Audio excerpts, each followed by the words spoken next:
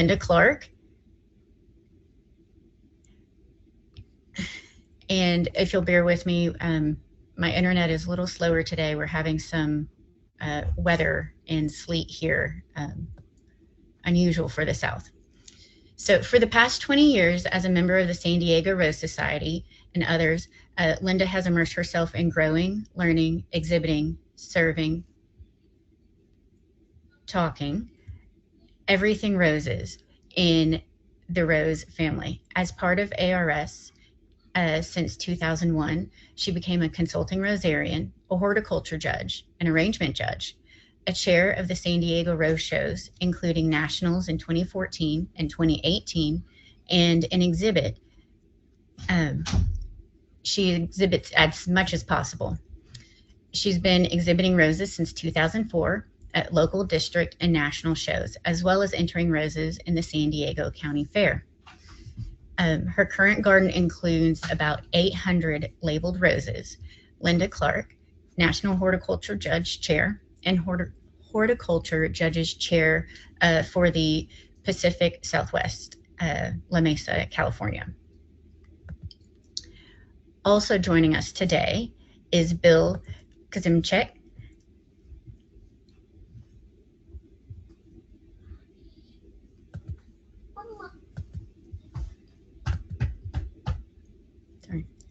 We're also at home.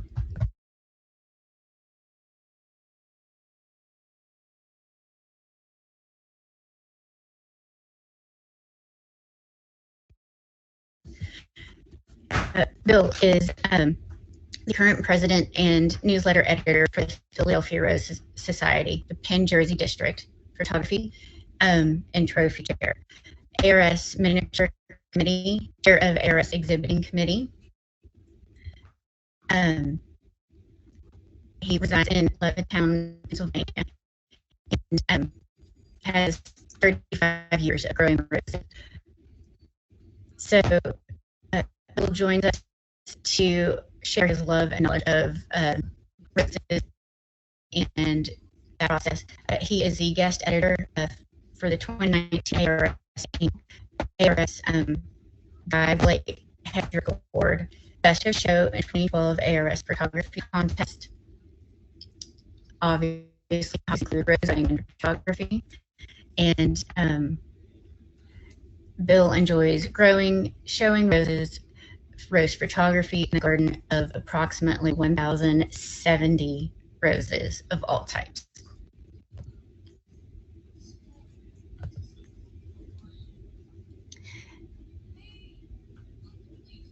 And I know I have Ken's here as well.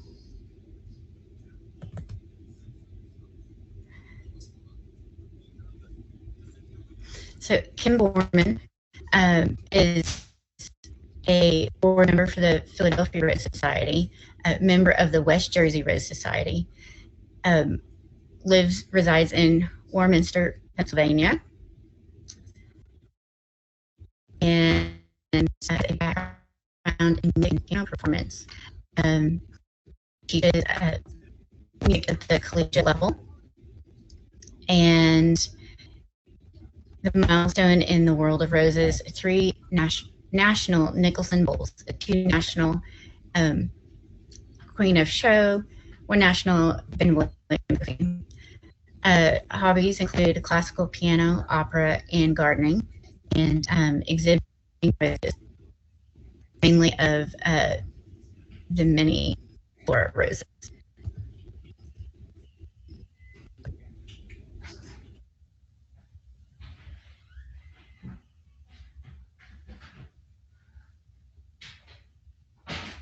Okay. Are y'all still able to hear me? Is my sound cutting in and out? A little bit. Okay. Again, we're still having some weather. And Lou, I am not seeing your bio so that I can also introduce you. But Lou, do you mind giving us a little bit of your background and your experience as a Rosarian? I'm basically a human, but outside of that, I've really enjoyed growing roses for over the last 50 years and learned from some of the best people out there. in the country in this odyssey of growing roses and learning how to different fertilizers and pruning and all the different aspects of it. And I'm an avid exhibitor, and along with my wife Diane. And that's one thing about this particular webinar that's very interesting to me, is that every one of these speakers is an accomplished exhibitor, and a few of them have gray hair, which you can learn from people with gray hair. So that's all I'm going to say about that. Thank you so much. So I do want to go ahead and begin our discussion. Obviously, this is what we can do to prepare, midwinter. The South certainly is showing up right now with this odd weather for us. So it's about 27 degrees here. So definitely discussing winter care and ensuring that all of our hard work is maintained. So, Linda, do you mind starting us off? Give us a little background of where you are in the zones or regions and what you do at this point. So I am not in winter weather. Our winter weather is very mild. We just had like a little tiny bit of rain. I still have blooms. I'm still kind of working in the garden, tons of weeds. So I'm out there every day. So it doesn't sound like you could be out there with that severe weather. But right now, it's just all about getting the yard pruning. I mean, in Southern California, okay, so I'll start. Much of what you read and hear will be similar. There'll be differences. Take it all in. See, try what works for you and your garden. And there is no one right way. I mean, I am not in the class of these other exhibitors. I've never run like Nicholson bowls and stuff like that. But I'm avid, shower, grower, whatever. One of the things you have to do is read your plants. Weather, water, insect, and a plethora of disease play such a significant and ever-changing role in the rose growing.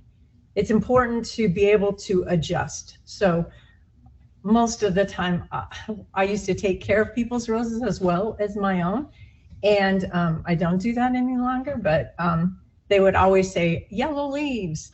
What do I do? There's yellow leaves. Well, yellow leaves can be, it can be a multitude of things. Old age, hey, it could be weather. It can be just the growing cycle. It can be disease. It could be all kinds of things. So you have to kind of read your garden and read your plants. Right now for me, I'll just like this one. Gardening is kind of like a puzzle. It takes a lot of time and effort, and you get a great picture, and then you start all over again. And that's what I do all the time, because I live in a climate that really I never get completely pruned. I have over 800, I just said that, I have over 800 bushes, and I do everything myself. I live on just a little under an acre. I landscape with roses, and so half the time my roses don't even get pruned. They'll be blooming continually. I mean, no, that's not right. Some of my roses don't get pruned. I start pruning December, like right after Christmas, because I used to be a teacher, and then I prune all the way till the end of February, and then I stop. So whatever I've done before the end of February is all that it gets done. Now I'll still constantly deadhead my roses and stuff like that, but that's just generally how I work. And you know what? They're okay. So that's why I kind of wanted you to know there's just no one right way. You can kind of do whatever you want. And you just read your roses. If it's not doing well, you try something else. And so that's kind of where I am. Is that enough of a start? Or do you want me to start on pruning? That's great. And so maybe Ken or if you could let us know how you handle winter, those winter climates, and kind of we'll go around with each panelist and kind of, you know, talk about what you do at this point in time, and then we can go with pruning, and then also next round we'll talk about any tools or accessories or equipment that you find really, really helpful. So. Yes, we're in usually zone 6B or 7A. This week we're in zone 2. It's just very cold. And what I have done in the past, mulching the roses for the winter season, I usually mulch 6 to 8 inches. I haven't done that in the past few years, and it's been okay. Usually I've done that with some of the newer bushes before they get completely established, some Fortuniana bushes. Yes, we do grow Fortuniana bushes in the north, and I've been pretty successful with that. This year I didn't do any, and it's ironic that we're having this discussion today because I'm regretting that I didn't do this. So don't do as I do as I say. And so what I will start doing once the ice and snow melts, probably, you know, in a couple of weeks when it gets a nice day, I'll go out and slowly start to prune down. I won't do a complete pruning. I'll just start top. I did a light fall pruning, and I'll try and just slowly bring them down.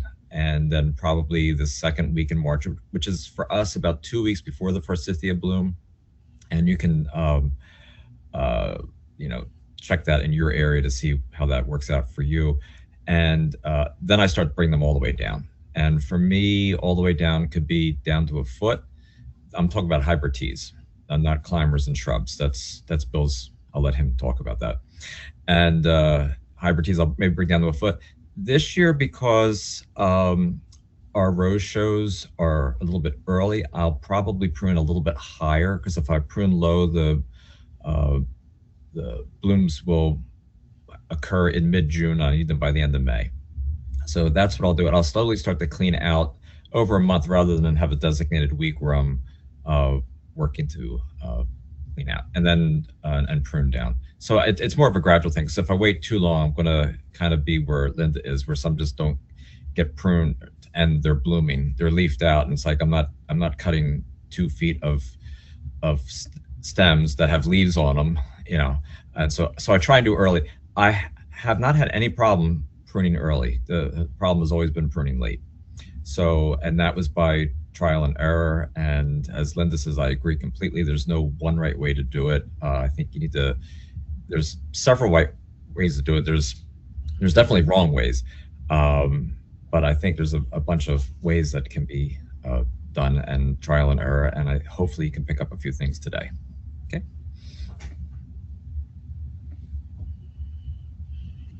All right, Bill, do you mind sharing your point and process at this point in time? Yeah, usually late November, early December, I usually get out in the garden, since I've got 1,000 roses to prune, and I usually get out there and start pruning back a lot of the hardy shrubs and the climbers. I used to do it. The climbers, I used to prune them part way back in the fall, and then in the spring I'd be cutting off, you know, cutting the lateral shorter, and it's kind of a waste of time. So now I usually get out there, and a lot of them I get done, you know, late fall, early winter. And, then they're kind of ready to go. I'll check them in the spring, but usually they're done. This year we got cold really fast, and I didn't do a whole lot of pruning, just stuff that was kind of hanging out in the garden. So it's going to be a little busier spring for me this year, but I'm not working this year, so that'll I'll be out there, like Ken said, probably, you know, early March, and I'll get started then, and I'll start with the climbers and the shrubs, get them done first, and the minis, hybrid teas and stuff will get done a little bit later, you know, toward the end. And right now it's just kind of, we're sitting out looking outside the cold weather. I went out this morning to take Kathy to an appointment early this morning, and it was, I think, 20 degrees with a wind chill probably in the single digits. So we've been spending a lot of time just looking out the window this time of year, and we're expected to get anywhere from 8 to 1.5 feet of snow tomorrow. So we'll see what happens with that. And then it's going to stay cold for a week here. So there's not a whole lot going on in the garden right now. One of the things I like to recommend in my newsletter is, since we're not busy this time of year, and we work with roses and we get cut and scratched a lot, is to schedule an appointment and get a tetanus shot. Tetanus is a soil-borne disease, and it's nothing you want to mess with. We had a doctor in our society, and he said you should have a booster at least every 10 years. He recommended 5 is even better. So that's one of the things now when, you're not real busy in the garden, is a good thing to do. And also we're looking through rose catalogs and websites, ordering roses. That's what we do in this part of the country this time of year.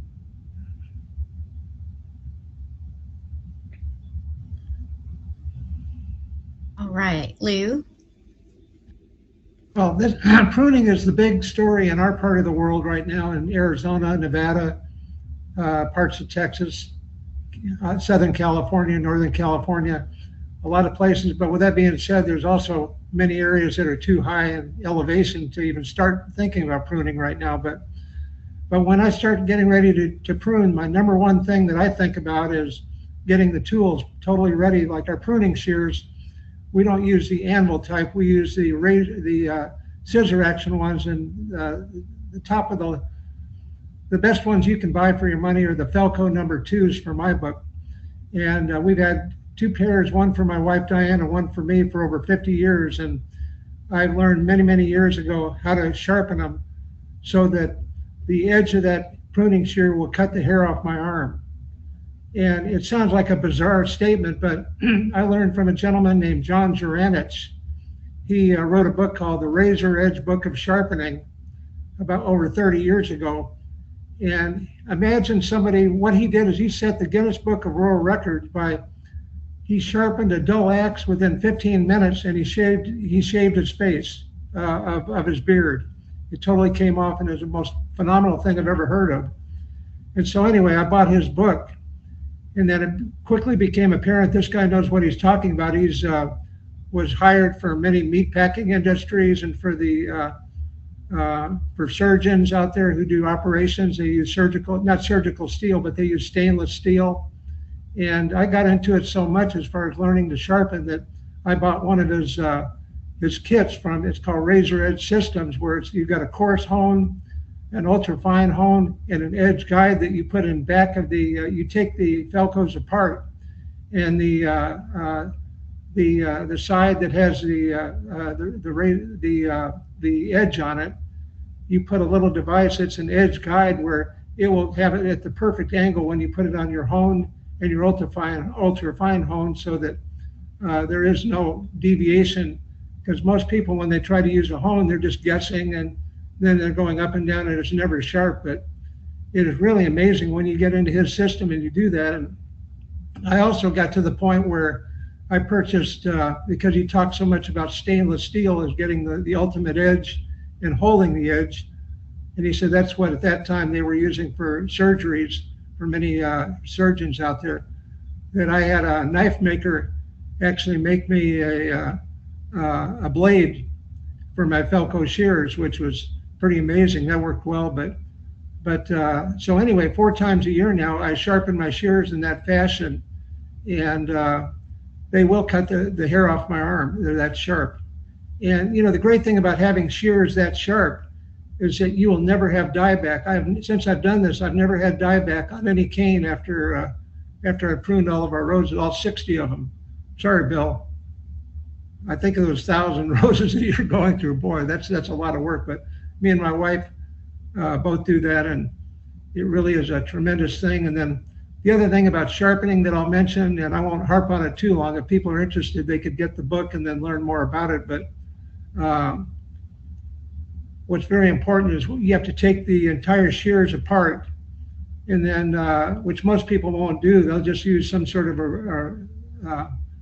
a sharpening instrument they get from Home Depot or Lowe's, and then they have the entire shears completely attached with nothing taken apart. And that's wrong to do that in my book, because you have to take it all apart so that you can not only clean it thoroughly, but then you put the right sort of grease in it. You want to use a synthetic grease between the moving parts, and then you also use 3-in-1 oil on the spring. And believe it or not, the Felco people from Felco USA, they recommend never to use WD-40, although I use that for everything. Probably use it to brush my teeth if you could do it, but they said it actually will harm the steel, believe it or not, the high carbon steel. But anyway, once you do that, then you put your shears back together after you've sharpened it thoroughly. And you not only want a razor sharp shear, where you're going to eventually have is a double edge on it. And then what you do, you put the grease on it, and then the oil on the spring. You put it all together, and then you will have then you have to have the tension absolutely precise so that it will close perfectly, and it will not bind up or be too loose. And once you get it to that point, then the final step is to use 90% isopropyl alcohol on a cotton swab and clean off the all parts of the shears that are going to come in contact with your canes, and then you'll never have any issue. And the other reason I get in the habit of doing that is because if you have a bush or two that has rose mosaic virus, you can do those first, and then immediately come inside and disinfect your shears again, and then you're pretty safe to do it with the rest of them. But that has been the best investment I've ever made, and I highly recommend doing that. And then also sharpen my loppers, my hand saw that I have for the ultra big canes. I've never sharpened those because I have no idea how to do those. But once you do that, it really gets you off to a great start, and I think that's so important. And I know Linda's going to show her Felcos here at some point, and they are really, really a great tool to use. But anyway, once we get that done, then we go out and prune our prune our roses. But the one thing that I've learned over the years, I always listen to Dr. Satish Prabhu, and unfortunately he couldn't be here today, but he is a big believer in looking at thorns and how they are on the plant. And believe it or not, all thorns point downward. So that if you're working in an upward direction, you're going to get stuck by those thorns, and you're going to have a lot of problems where you're going to have to dig out thorns, and it's miserable. So that's number one, what he suggests to do. And when you do that, you'll find that it's a lot easier to prune your roses that way. And he also starts from the outside and then works his way inside. And I've got a little video from Dr. Prabhu, but I don't know whether I'm going to be able to show it or not, because Gary was going to allow me to show that. But anyway, basically it's pretty much the same, other than keeping that in mind as far as doing that. But anyway, Allison, I didn't know whether they're going to put me as a presenter. So I can share that video if you're ready for that. While we bring that. Yeah, okay. While we bring that up, I do want to remind our members that we do have a discount code for Felco tools, and I will put that in the chat if y'all are interested. But also along that, we've had some people ask about where you can take the shears to have them professionally sharpened, and care and maintenance for the Felco tools. Okay, but yeah, that's really all I have to add about pruning there. And if you could show that short video, it's about 2 minutes long. It shows his practice of doing it, which I think is brilliant. So after you.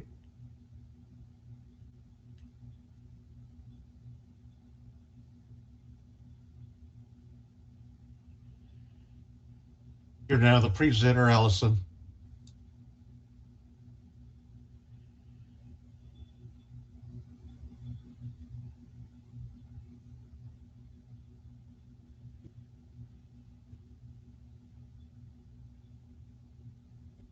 Pruning are all the same. You start from periphery of the bush and from top to the bottom. You reduce the height to where we think we want it to be finally. Place the pruning immediately in the wheelbarrow. Don't drop anything on the ground. Then go all around the bush and start reducing the height of the bush.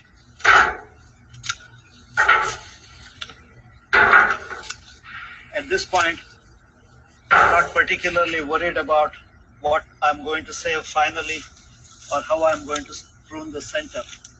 I'm just reducing the height and size of the bush.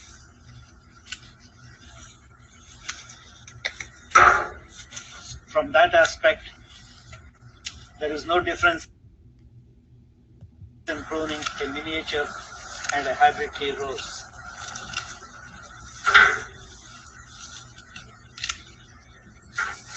So this is the height. I'm going to leave it for the spring. Now I would like to reduce the number of canes that are left and also clear up the center.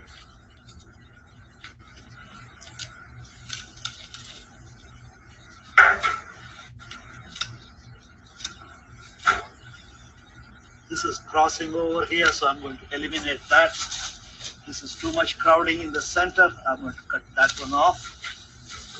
This is an extra stem that is coming towards the center. I'm going to remove it.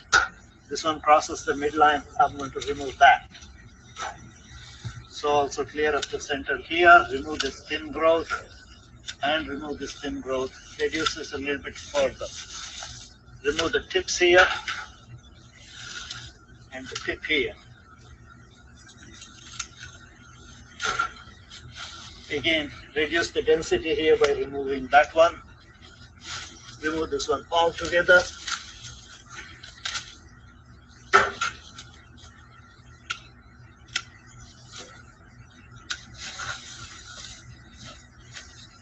And this one.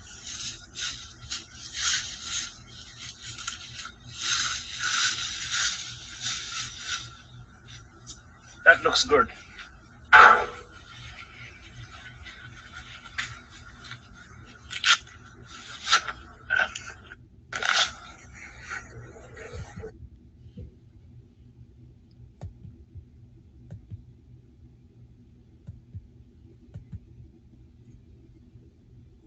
Okay.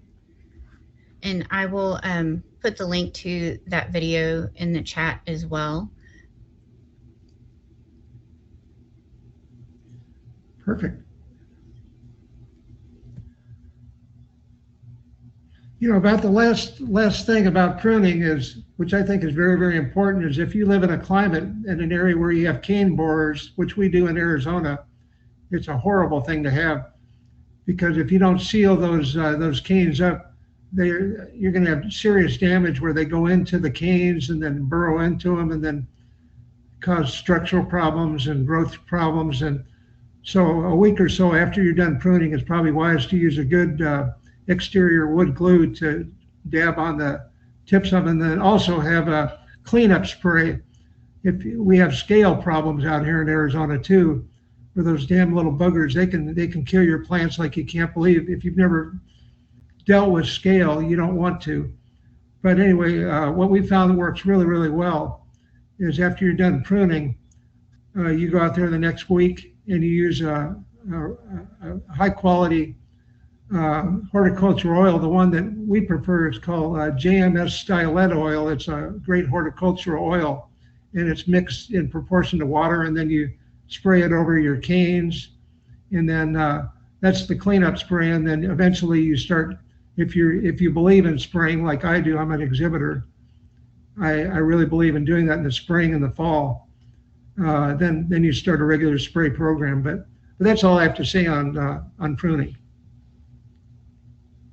And what are some other ways to handle insects, diseases, anything like that at this point in time while pruning? I can jump in one more thing on pruning. At least in the northern climates, and after I think this weekend, that's going to include a lot of people in the south too. When you're pruning, notice the color of the pith, the center part of the cane. If it's white, you're good. if you prune down and it's brown, keep going down, because it looks like it's okay, but as soon as the weather gets warmer, for us, as soon as it gets 80s or 90s, we will have dieback. So the center part of the stem, the pith, should be white when you prune it. In this, I don't think in Arizona or California you're going to have a problem with that, but up here in the north we would. So the outside of the cane could look fine, but if the pith is brown, Bill and I have done the same thing. We just keep going down, even if it's down. Yeah, even if it's down to a couple inches, because that way the energy will go back down to the roots and it'll send out a cane later, but at least you won't have the growth and then have it die back, because it will die back. Yeah, one year we had couple bad winters in a row, so I left my canes higher. There's some questionable ones. The roses bloomed in June. It looked beautiful, and as soon as they got warm, the middle and the end of June, I started getting dieback on the canes, and a lot of the roses got cut back, down to maybe close to a foot. And then in September, where my garden would normally be 5 or 6 foot high, it was 3.5 foot high, because all that wood just died after it bloomed that first time. So a lot of times it doesn't look real bad, but it's questionable. And so now I don't even take a chance. I just cut. If I got to cut down to 6 inches, 3 inches, whatever, I'll cut the roses back, because all that spring growth and energy is all wasted, because as soon as it gets hot, those canes are just going to die back. Sometimes we'll even notice here, we'll prune back and it looks good, and you'll think you're fine. And then once it starts getting warm, you'll start to see some canes will die back, and you'll have to go back and retouch up, because canes will start turning black.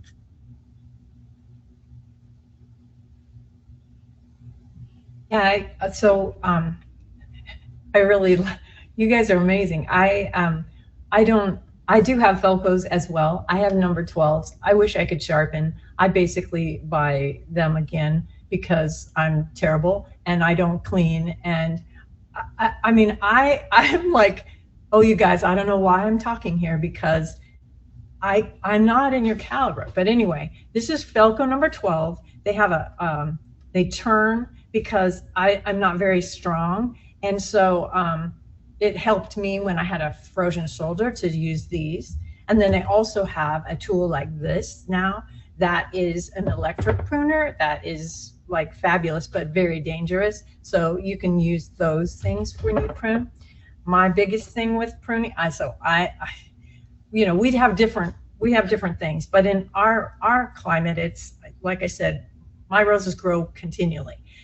I don't like, there's two things: damaged dead wood. I totally agree. Take it all off.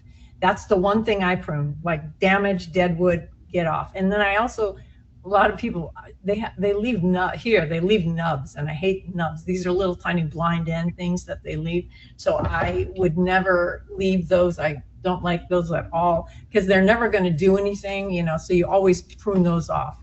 And it was just like, a lot of people that I used to care for people's roses, their gardeners would just leave these little tiny things on, and I would like, you got to get the dead wood off first, then you got to get these little things off. So anyway, when I prune, that's my first focus. If I could get my roses down to, I don't prune very heavily. My roses will probably, some of them will still stay 5 feet tall. And I've been thinking I need to cut them back more, but since I use them as landscape, they're just kind of big bushes in my yard. So I'm working on it. I'm really taking what you guys are saying about getting them down to 1 foot or 3 feet, and I'm like, wow, that might be cool. Anyway, thanks. One other thing with pruning, I'm a lefty, so for years I had right-handed pruners, and no matter how sharp they were, I was sometimes not getting clean cuts. And I finally got a pair of Felco number 9s, which are designed for left-handed people. And I was amazed, even when they got dull, they still cut better than the right-handed pruners for me. So any lefties out there, invest in a pair of left-handed pruners, you'll be very happy. Hey, Bill, it's been my concern that left-handers are the smartest people in the world. Is that true? As far as I know, that statement is true. But, you know, piggybacking on what Linda said, here in Arizona, we get some brutally hot weather during the summer where we have 6 months of 100-degree weather plus for the highs, and day after day it's horrible. But so we have to take a different approach than I know our good friends over in the north with Ken and you know, and it's just what we have to do is we try to prune to 4 feet tall. And we usually go back to pretty thick canes, and then as long as the root system will support good thick canes, I think you're going to be all right. And then think of the number of blooms that you're going to get and stems from those. I mean, we'll have thousands of them in just 60 rose plants. And so that's been an important part of what we do, because we need to have the shade during the summer when we get that. And so that's a direct correlation to that. So. And I also too, I use the loppers first to bring them down, and then I use the Falcos to fine tune as it gets down further. So that's another option too, because if you use the for me, if I use the Falcos constantly, my hand gets tired out. That way I can use the loppers and kind of breaks down the stress. And then I understand there's electric pruners as well, that someone mentioned that. There you go. There you go. Yep. See, they're ready. I'll let them talk. My brother, I worked with him doing landscaping, and he bought a pair a couple of years back, and we used them for trimming tree branches and stuff. And he's like, "Oh, you need this for your rose garden." And I said, "No, they're too slow. They're heavy and they're too slow." So he ended up buying me a pair for my birthday last year. And I thought, well, I don't know how much I'm going to use these, but they've replaced my loppers. I absolutely love them. They're great for heavy canes, for older wooden canes. If you got a pair of loppers with 3-foot handles and you're trying to angle them into the center of a bush, doesn't always work well. Where these, you can just take them, turn them, you know, whatever direction. You don't need to have that long throw where you need to open them 2 or 3 foot to close them. This, you just put the, you know, the jaws over the canes, hit the button, and it's going to cut. Like Linda said, you got to be real careful. They're dangerous. Once you hit that button, they're closing. So you got to make sure, you know, your other hand's nowhere near it. But they cut like thick. Yeah, they'll cut. Yeah, they'll cut up, you know, an inch or more of old hard wooden cane. You know, no problem. And they're also nice for doing bud unions. If you have some older woody bud unions that aren't producing anything anymore, just a big knob, they're great for cutting that. You just put it a couple different angles and cut away. But it's a great tool, and I'm very thankful to my brother. So, thank you for all that information. As far as when is the best time to, you know, move a rose or and have it move somewhere else, or the best way to go about that process this time of year? Well, for us, it's when the ground's not frozen anymore. And for us, it's right now. This is perfect. Anytime between, I always say November through February is great. We actually can plant all the way till May. I know Arizona won't plant that late, but we're pretty much, I like to say none after May. And what we do out in Arizona, which is unique because of our hot climate, we try to get new roses in by November if we can, so that we'll have a few months before it starts getting hot. It'll get 100 degrees in April. In fact, matter of fact, last year it got 100 degrees one day in March. So it can be unforgiving, this climate. So we try to get them as big of a head start as we can. So hopefully nobody plants anything in our climate after January.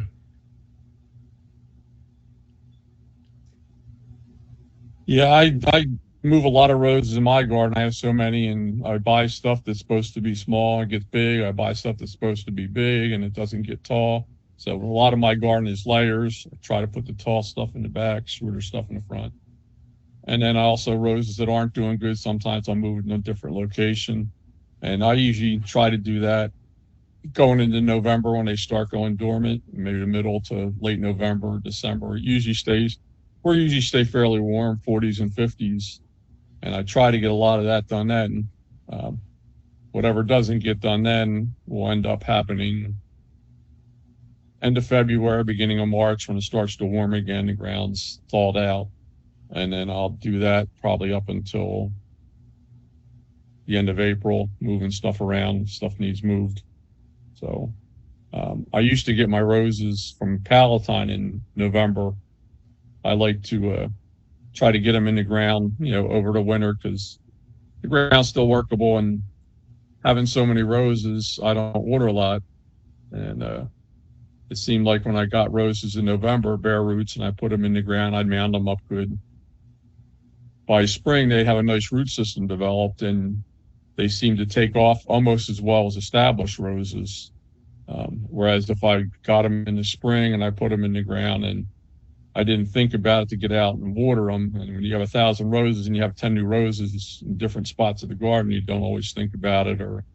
And a lot of times those roses seem to struggle. So it was always nice to try to get stuff, late in the fall and get it in the ground. So it was, kind of established like you do in Arizona, for when that hot weather comes.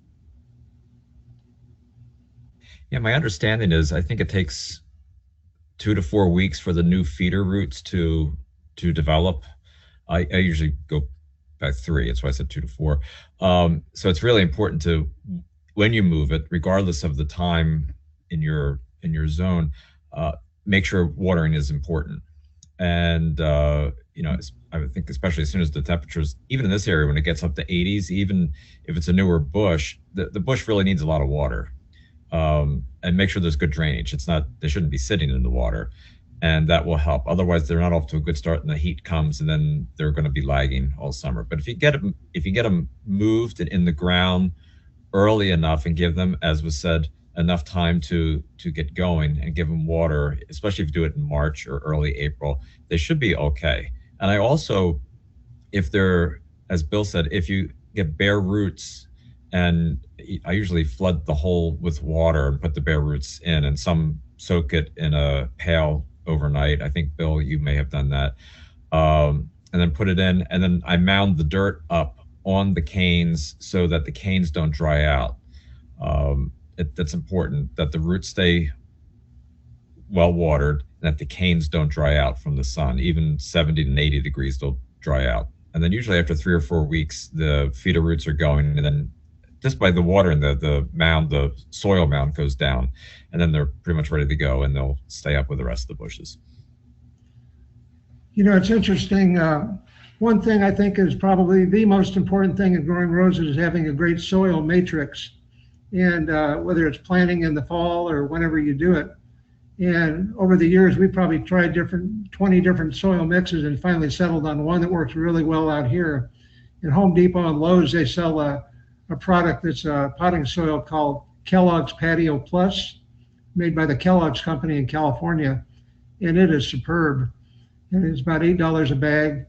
And then what we do, because we have to add just a touch more, I add 4 parts of that to the wheelbarrow, and then 4 parts of perlite, and 4 parts of peat moss, and then mix it up really well, and then it'll hold a little bit more moisture, because all of our roses are in big 20-inch in diameter pots made by the Acclaimed Mills Company in Ohio. They're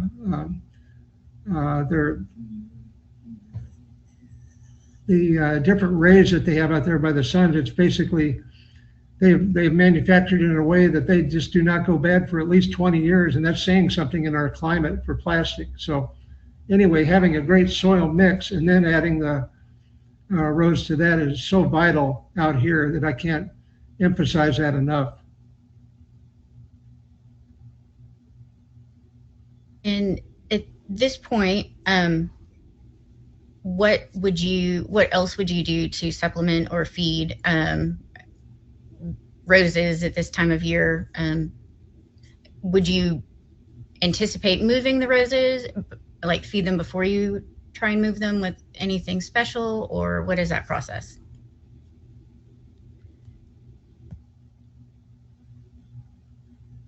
So since the guys are in winter, they're probably not thinking of feeding right this minute, but we usually try to feed here in the South, I'm in Southern California, anywhere between like February 15th and March as our first feed. And pretty much we'll have to start spraying then. I know it sounds funny, but our spray program will probably start in March and to get the disease and the pest, and our food starts just a little bit before that. So it'll be a lot of, it's not what I do, it's what people say is you should feed them once a month. I don't get that, but yeah. I usually try and feed in April the best I can. And the way I try and feed them is soil amendments. Alfalfa is for me really key. Chicken manure is in there. I also do blood meal, and fish meal is important too. If I had to pick, I would pick the alfalfa. That's important. My second one would probably be the fish, but fish is expensive. And so I usually save that probably more for summer feeding when I'm getting ready for fall shows. If there's districts or nationals, I'll usually save it for that. That way I know that I'm spending money on a good cause. But alfalfa really helps it going and sets a good tone for the whole season. And I will do that again in July, throughout the month of July.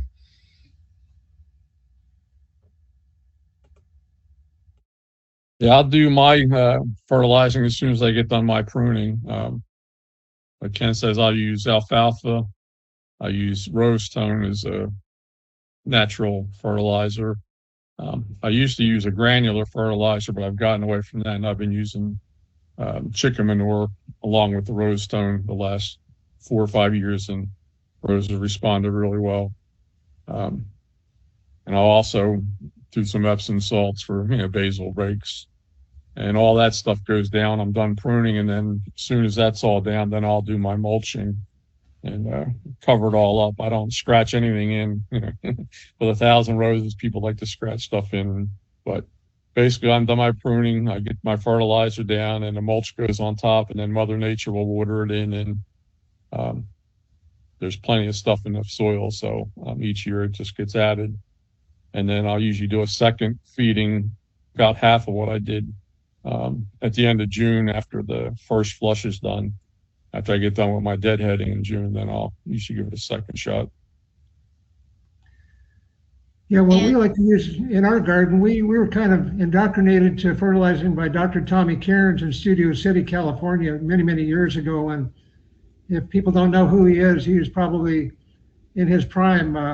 Now he's stopped exhibiting, but he was the top exhibitor in the world, where he would not only show it locally in California and on the coast, but district-wide, nationally, and then he would also fly to the UK and Australia and other places to show his roses with his partner, Louis Desimero. And but his program, basically, he fertilized every week, if you can imagine that. And that seemed a lot to me until you saw what his roses looked like. Then you took another look at it. But what he did basically was he used a device called the Hyponex device, where it was hooked up to the faucet outdoors, and then it was connected into concentrated fertilizer solution that's liquid. And then it would take that up into, when you turn on the faucet with water, it would take that out to his garden where he had a water wand, and he would hand fertilize each rose for about 10 seconds. And so anyway, ultimately, what he did, week one, he would use Peter's 20-20-20, then he would use Epsom salts the next week. Then he would use a product called Green Up, which it's basically a soil penetrant. And then the final week, he would use fish emulsion. And anyway, he eventually, being a chemist by trade, he basically came up with an incredible fertilizer called Magnum Rose Food, which basically all the top exhibitors in the West Coast and Arizona and Nevada and other states, they've turned to that because it's such a great product. And it has all the micronutrients. It has the 3 types of nitrogen, which fast, medium, and slow acting nitrogen, and everything else you can imagine. It even has Epsom salts in it, which very few fertilizers have, but it's it's been our go-to fertilizer for many years, and we fertilize every week once we get going in about mid-February with our fertilizer program. But we don't use that Hyponex device. What we do is 1 week we use Magnum Rose Food, which again is a water-soluble fertilizer. You use 1 tablespoon to a gallon of water. And then the next week we use fish emulsion, the Alaska type. I like that personally, 1 tablespoon to a gallon of water. But instead of doing it bucket by bucket for 60 roses, which would take forever, you'd have a sore back. And I'd be whining about it, and my wife would be yelling at me, "What are you doing, idiot?" But we learned from another person named Cal Hayes from Santa Ana, California, about his system where he got a 55-gallon hard rubber or hard plastic container that normally held vitamins, liquid vitamins at a feed store. And you just saw the top off, and then you find out where in that is exactly 49 gallons. And that equates to 3 cups of either Magnum Rose Food per 49 gallons of water, or the fish emulsion. You use 3 cups to that, and then use a 1/4 horsepower submersible pump that's hooked up to a 50-foot hose with a water wand on the end, and then you turn it on and then go water your roses with the fertilizer. And so that's been our system for many, many years, and it's worked great out here. And we use that from February, about mid-February to the middle of April. And then from that point on, during the summer, we do something different, but that's for another day. But that has worked very, very well for us. Thank you. And we do have a couple of questions along from the comments along this section. The first was going back to the alfalfa. How do you measure the alfalfa? How much per bush? What is that process like? And then there's another one about feeding roses without hurting the other plants nearby. So. Alfalfa, I usually use a cup or 2 per bush, but it depends on the size of the bush. I'm sure Linda's bushes would probably take a lot more than my bushes would take. If I gave, my bushes 5 cups of alfalfa, I mean, we wouldn't be able to probably see out the kitchen window. But usually a cup, and it gets it going. And I buy it in 50-pound bags. There's a feed mill not too far away, and I get it relatively cheap. And I think it gives you the most bang for your bucks, so to speak. There's a growth stimulant in the alfalfa, and since I use a lot of organics and have been since I've been growing for about 30 years, when I do move bushes and I'm digging down to move the bush, I'm noticing the soil is coming up black, which is good. And so the organics have broken down over the years and have really made into a good soil. So it's you're not only feeding them right now, you're feeding the soil. So you're making the soil better. So for next year, the year after, you keep at it, it just keeps getting better. As opposed to if you use, sorry if there's anybody that uses Miracle Grow spray, and I think we all have at some point, but it leaves a salt compound, which is not good for roses. With regard to the companion plants, I have lilies around the yard too, and it wasn't intentional, but after growing lilies for a couple years, I noticed that the ones in the rose beds grew very, very well. And after I saw they grew well, I thought, well, maybe I'll read up and see how to take care of lilies. And the instructions were feed them like you would a rose bush. So I thought, okay, well then we won. So that's my answer for the alfalfa. Yeah, another thing with fertilizing, you got to realize where you're at. Where Ken and I are at, we have real heavy clay soil. So the stuff we put down for nutrients doesn't move through the soil.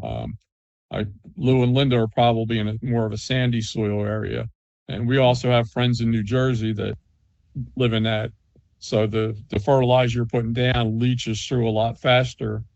And so that's one of the things to consider when you're fertilizing. And also, like Ken said, I've been to Linda's garden, which is gorgeous, and the bushes are huge. Ours with the winter tend to be a lot smaller.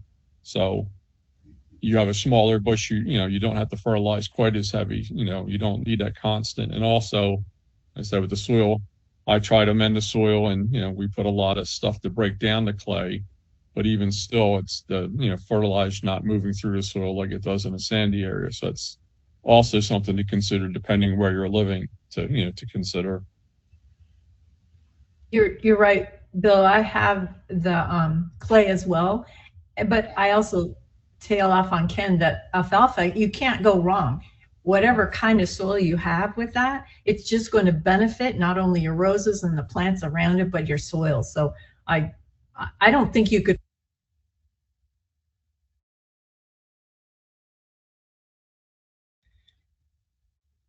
Yeah.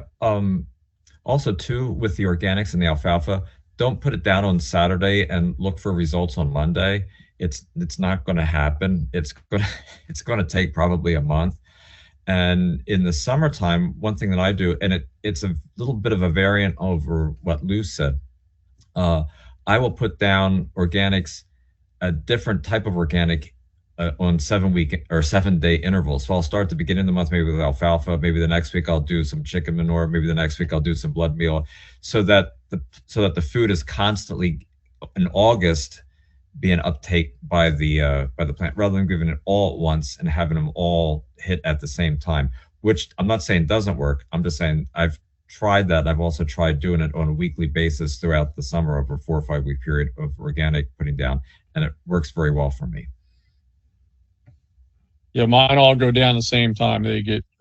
When they go down, they're all going down, and like I said, and then they get mulched over. So there's so much of it. It tends to last throughout the growing season, and I do a second lighter one the end of June to kind of go out. Sometimes I'll do some Miracle Grow or some fish emulsion during the summer if I have time and I'm bored, or the roses need some water. It's a good chance to give them some additional nutrients too. But I'm not a crazy fertilizer, so basically it's twice a year and sometimes additional liquid ones after that. It's interesting about everybody talking about alfalfa meal, and we like to use that as well out here. Usually in early February, we put that down along with Epsom salts, and we also use another product that's from Milwaukee. It's called Milorganite, and it's basically sewage. And for a long time, people thought there was a problem with it where it had heavy metals in it. But the problem that they had is that some of the sewer problems that they had over in Milwaukee at that time, at one time in history, they had a lock company that was in the area that was basically illegal dumping their filings and things like that, and it got into the sewer.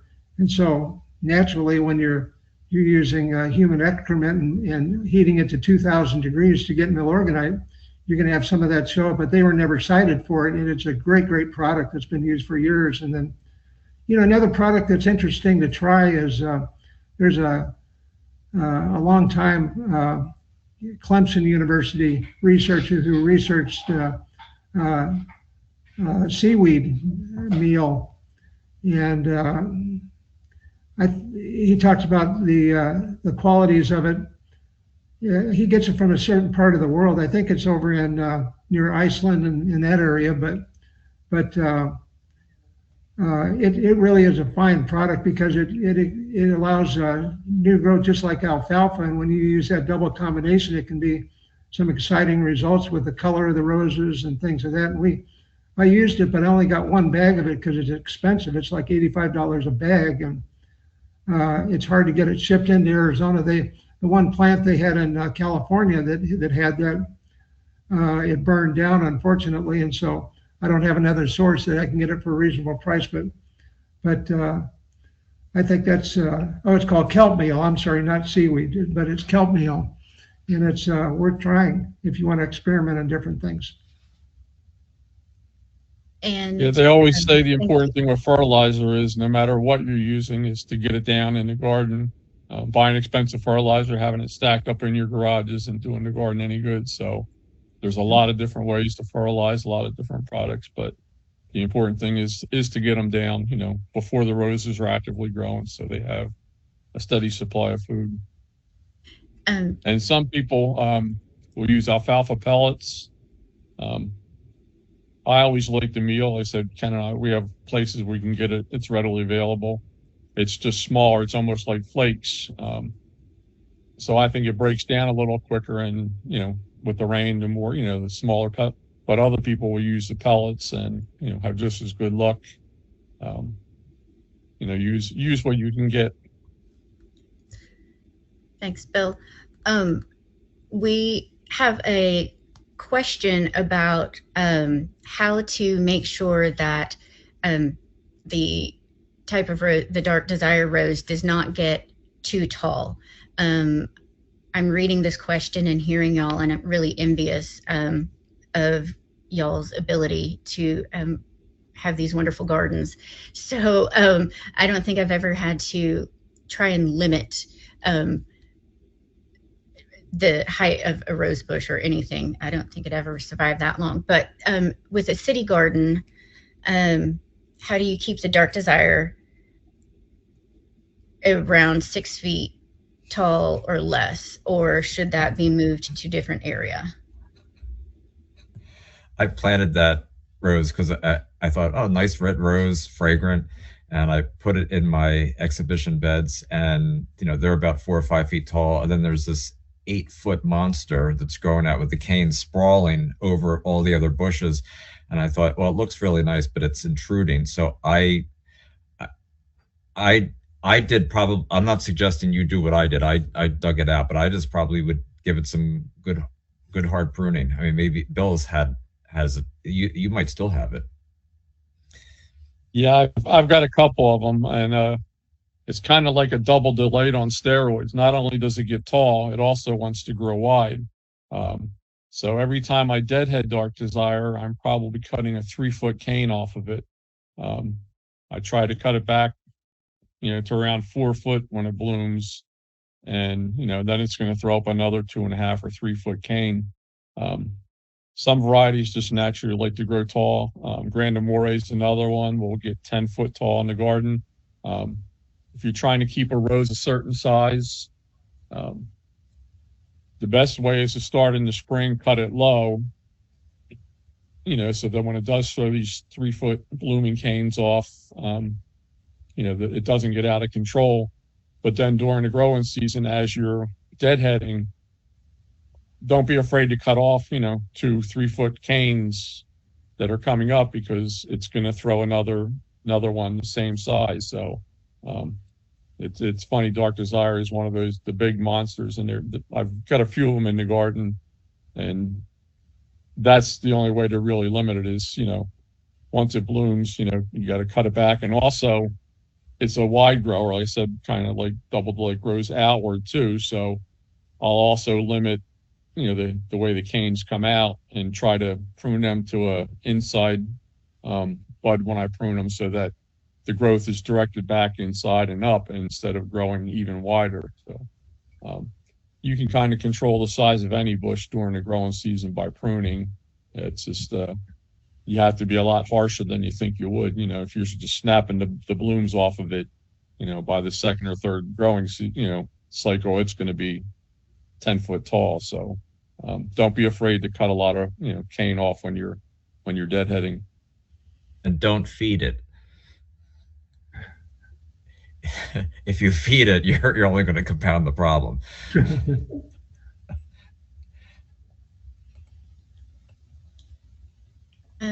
There's a couple of questions specifically for Bill regarding the kind of mulch that you use. What is that mix? I used to use the like a triple ground hardwood mulch. Brother used to get that for his business. He gets a big triaxle load, and then I load a dump truck at his house, and you go through about 20 yards of mulch for my garden every year. Then he switched over to a dyed brown mulch.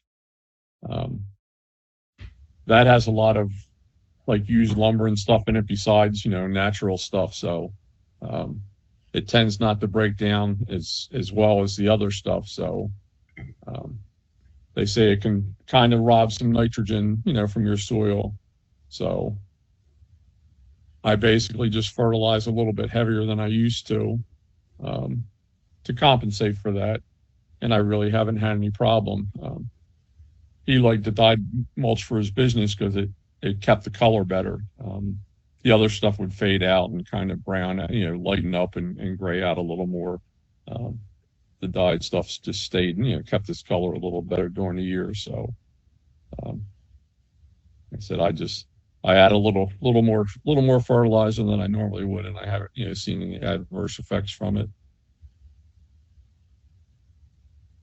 Just looking at the comments section, it seems like there's a lot of really good advice here because people are having trouble keeping up with their notes. But this recording will be available, so if you're can't keep up and taking down tips fast enough, you'll still be able to get access to the recording.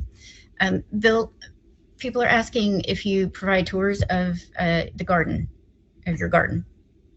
Yeah, every year Memorial Day weekend, we always do an open garden on Memorial Day, and then usually once or twice besides that, we'll do tours for the Rose Societies or awards picnics or something. We've also had public groups come in. Longwood Gardens brought a tour up one year. Our senior group in our township did. Some of the garden clubs have come through, but I tell people if you're in the area, contact me, email me, call me. The garden's always open. I don't have to have a perfect garden for people to see. If you garden, there's going to be messy times during the year. There's going to be black spots. There's going to be this or that. So I tell people if you're in the area, you're in the Philadelphia area, you want to contact me, stop by. The people that have my address, I tell them the garden's always open. If we're not home, you're still free to come. Sometimes we'll find notes on the table out back. Thank you for, I wanted to bring my sister or my mother, a relative was in from out of town, and they'll come by and, walk through the garden. Most of the roses are labeled, so people know what varieties they are. Brad Meyer had stopped last year where his wife was working in D.C. and he was coming down to meet her, and they ended up driving up to Philly, so they stopped by. So anyone's in the Philadelphia area, you're always welcome to stop by, see the garden. Thank you. And then, Lou, what was the name of that book that you had recommended? It's called The Razor Edge Book of Sharpening by John Juranich.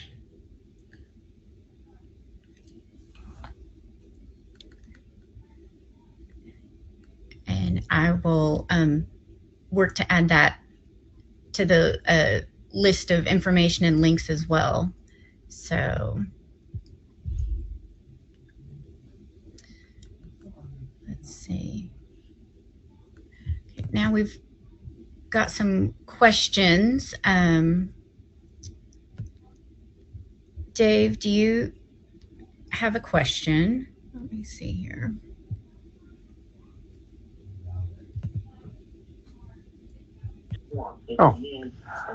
Yes, folks. You're unmuted. Go ahead and begin your discussion. They tell them to get out of the neighborhood, and it does make the ICE officers and the federal agents' jobs much more difficult. But does it deserve this kind of escalation? And I think we need to learn. Dave, you're unmuted. You can go ahead with your question.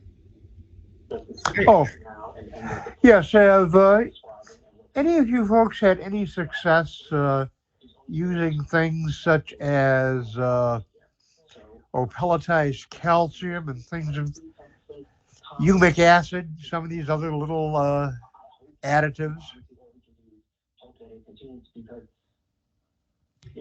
I use humic acid. It's pretty cheap. It comes granule. I buy it in 25 bags. It just goes on kind of like Ken's thing. I don't get anything all done at once ever, so it would be like anywhere. And then I've used oyster shells just because that's the calcium. There's just all kinds of things you can try. Have I had any more success with that than something else? I'm not a good scientist, don't do data collection. I don't necessarily know it's any different, but it's something to try. And then you see another point of view where you see what appear to be people who are there in protest. Yeah, I haven't used any type of stuff like that for the micronutrients or anything. The only other thing I've used is in the past, occasionally I've used some of the ironite, to green up the leaves. But you got to be careful with that if you have concrete, because if you get it on the concrete and not in the garden, it tends to leave rust stains. So Yeah, I that's haven't really the only other thing I've used. Yeah, I haven't used any of that. I'll use Soul Pool Mag, which is Epsom salts on steroids, and it'll help with the new growth coming. Yeah, I've never used any of those products either. Just with the massive amount of fertilizer I use on a regular basis, that seems to work pretty well. Thank you. You're still, go ahead and mute Dave Steamer, please. We're all hearing you. We're going to go ahead and do a discussion session. So if you're interested in asking the Master Rosarians a question or something, raise your hand and I'll unmute you and ask you to unmute yourself and go ahead and begin. So go ahead and raise your hand if you want to ask a question or make a comment. All right, Carol Lover, go ahead. Yourself. Yeah. Okay. Can you guys hear me okay? Yes. Okay. So when we were talking about shears, you were talking about cutting off the bud union. I just got confused what you mean by that. Are we cutting off a part of it that's dead, or what do you mean by that? Yeah, when I was talking about using the power pruners for the trimming off bud union, sometimes they'll get big pieces that will grow off the side that aren't producing anymore, and it's basically just a dead piece of wood sitting there. So I'll trim some of that off, hopefully, get the dead stuff off, and maybe get down to where it's live, and maybe it'll produce some more canes through that part of the bud union. But you're not cutting the whole thing. It's just trimming off dead old woody stuff. I've probably got some roses that have been around for 20, 25 years. So after a while, some of them tend to get really woody and, just stop producing. So okay, that's what I was talking about. I didn't know that was allowed to be touched. Well, it spreads out over time too.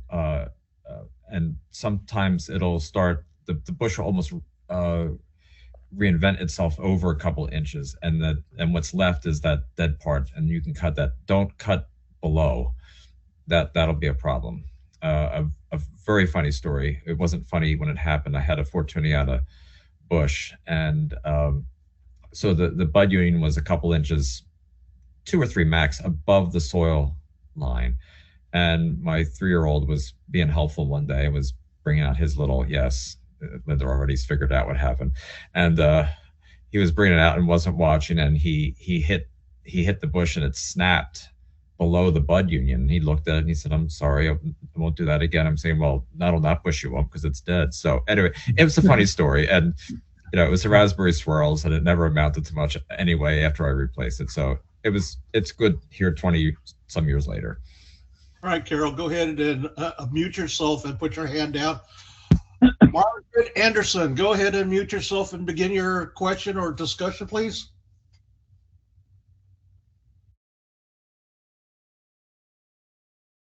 I have you unmuted, Margaret.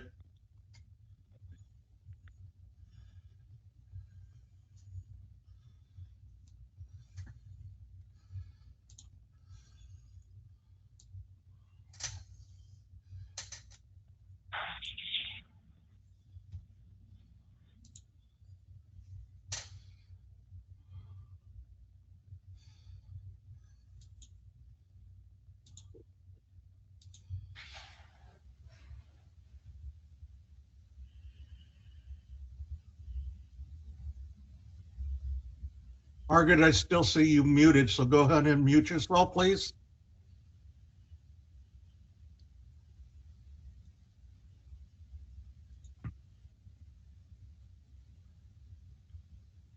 Tell him how to unmute himself.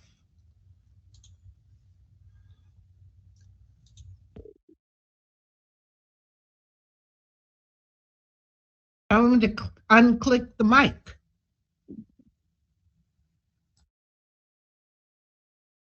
Margaret. We can hear you talking. We can hear you talking now.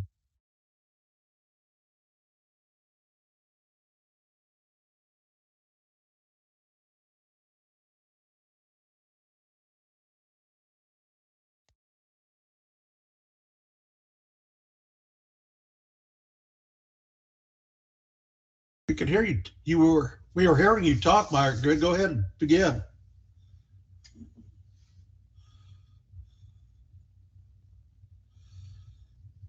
Just unmute yourself and then you can go ahead and begin.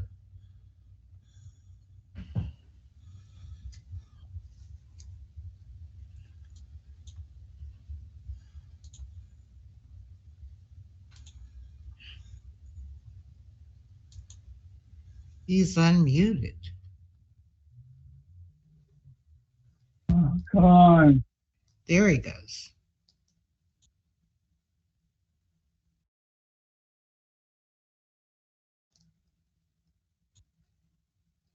We still can't hear you. We're hearing you talk right now. If you have a question, just ask.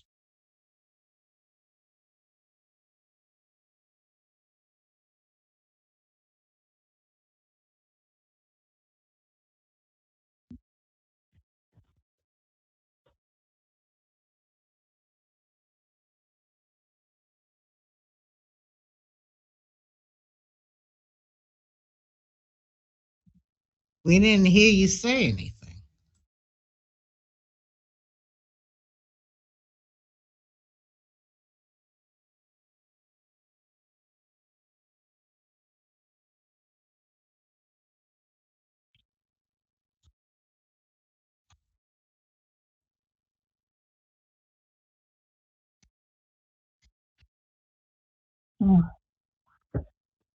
Who's another person?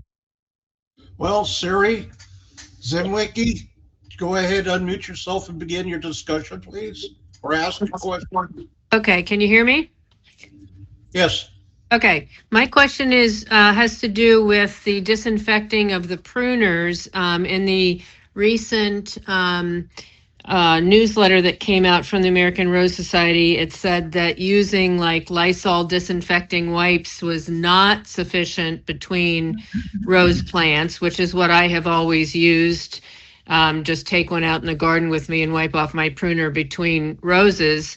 So, and it said you must use Lysol brand concentrate disinfectant, which the original one, which I can't find. But what do you all feel is sufficient as far as when you're moving from plant to plant to disinfect between roses? I've got a thought on that. Normally, I don't worry about that too much unless you have a virus problem, rose mosaic virus on a plant where you don't want to spread that to any of the other plants. But as a general rule, when my shears start binding up, what I do is I never use Lysol ever, because that's kind of a caustic substance which will degrade the metal. What you want to use is something like 90% isopropyl alcohol. And then when your pruning shears are getting a little bit binded up, you go in the kitchen and get off the dirt or muck that's on there, sap, whatever it might be. And then you take a cotton swab with the 90% isopropyl alcohol and then wipe off the blade on both sides and then wipe it off with a towel to get it dry. And the reason I settled on that, many years ago, my mom, she was an accountant, and she had a technician from IBM always come in to service her IBM Selectric typewriter. And he always used isopropyl alcohol, and I kept asking him, I was a little kid at the time, I asked him why he used that. He said, because it won't corrode any of the metal, and it works as a great product to not only disinfect things, but to keep it clean. So that is what I would highly recommend. And I think the Felco people would say that as well, to stay away from Lysol and things of that nature. Great, thank you. Yeah, at the Morris Arboretum where we go, they use the same thing. They use alcohol spray bottles when we do the pruning demo. They have people spray their pruners in between doing bushes. My garden, like Lou said, I never bother when I'm out pruning, unless there's a rose with a problem. I never bother. But if you don't have a lot of roses, you want to be careful, have time. It's a good practice. I'm totally with you, Bill. There's no way. I've done this, like, I might lose I rarely lose a bush until I have this armillaria fungus that's a soil root, which isn't connected with that anyway. But I never did that, and I rarely lose a bush. Yeah, the only time if I have rosette in the garden, I'm chopping a bush down, then I try to have an extra pair of pruners to use for that. But if I don't, I always disinfect them good when I'm done, just in case, they get used on something else. But other than that, I've never really bothered. All right, David Canestero, go ahead, unmute yourself and begin your question or comments. You're unmuted. Hello, can you hear me? Yes. I live in Massachusetts, and I'm close to a zone 5 here. I take care of 35 other rose gardens besides my own 300 here. I haven't heard too much about putting iron in the soil. Now, when I was growing up, my grandmother, when we put the tomato plants in, we'd put a rusty nail or two in the ground to get some, as it rusted, we'd get some iron in there. Now we have a product out there called ironite in a granular form. And by using ironite, I use it at least once a year in the gardens. The iron itself encourages nitrogen uptake into the plants. And I haven't heard too much talk about iron in the soil. Around here, we have some problems with less iron. I don't know how you people do out there, but I've been using the ironite for years now, and I find it's a great additive to the soil to increase the plant's ability to uptake the nitrogen and so forth. What do you guys think about that? I use sequestrine, which is a liquid iron, and I'll use that a little bit in the spring and a little bit in the summer, but I don't use too much. The plant will also get a lot of iron in the blood meal as well. I believe it really, that helps green up the leaves, but I use sequestrine, but not a lot, a little. A little is, start with a little. If you start with too much, you're going to hurt the plant. Start with a little, wait for the results, and then if you see it's good and it's improved some, then you can use a little bit more, but be careful with it. Yeah, I find that Lowe's at Home Depot carry it in bags. It's called ironite, and I give it a handful or so around the plants in the spring. So we got a good growth, and for the shows in June, we over here we want some nice plants, so I put the ironite in there. Besides, my customers want a lot of blooms, and that encourages a lot of blooms too. Okay, you can move on to somebody else now. Thank you. Yeah, I've used it in the past. Like I said, it's been a while. Most of the stuff I'm using now, foliage seems to be really good, so I haven't bothered, but I have used in the past. I said, you need to be careful with this, make sure you keep it away from your concrete because it will stain that, but it is a good product. I've used it in the past.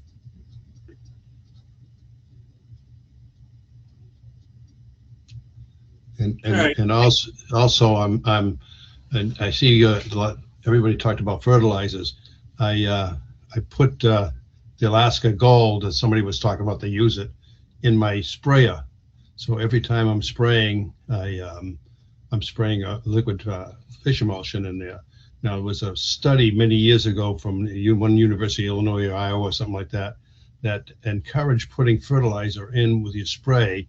And the studies said by doing that, you affect the efficiency of the spray you're using. And I've been doing that for years now. And like I say, I have 35 gardens I take care of, and I have very little problem with funguses and things like that.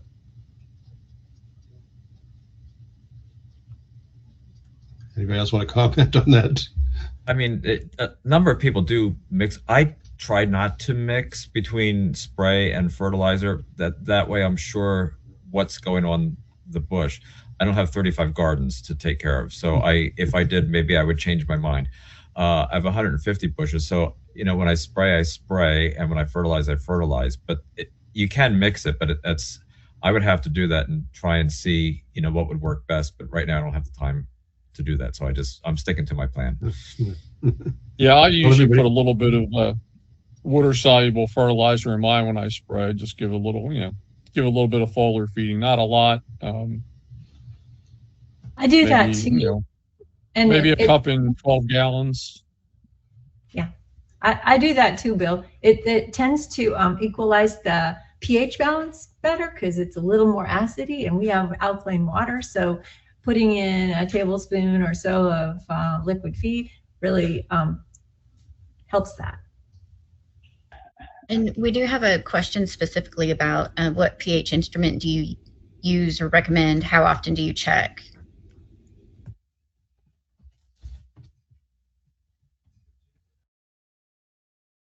If I'm on here, I can answer that for my gardens. I use a cheap aquarium pH tester that people use. Very cheap, and they test the water in your aquarium for pH. And they have those ones you stick on the ground. There's a bunch of different items out there to test pH. And I did an article for the Yankee District a few years back about pH. I was very involved with the work, with stuff we used to do for military stuff. And what I've gone down now is I don't use lime for my gardens to change the pH. pH for lime, it takes 2 to 3 months to change the pH where you want it to level it off. I've been using wood ash, and wood ash seems to, but you got to be very careful with the wood ash because you use about 1/10 the amount you use for lime because it instantly changes as soon as it gets wet into the soil. It instantly changes the pH, so you have to be a little careful with that stuff. And I am with my gardens. I produce it very little in the gardens, and I give my wood ash to all the people in the society. I put in gallon jugs and have them spread it out in the garden. It seems to work very well as far as pH.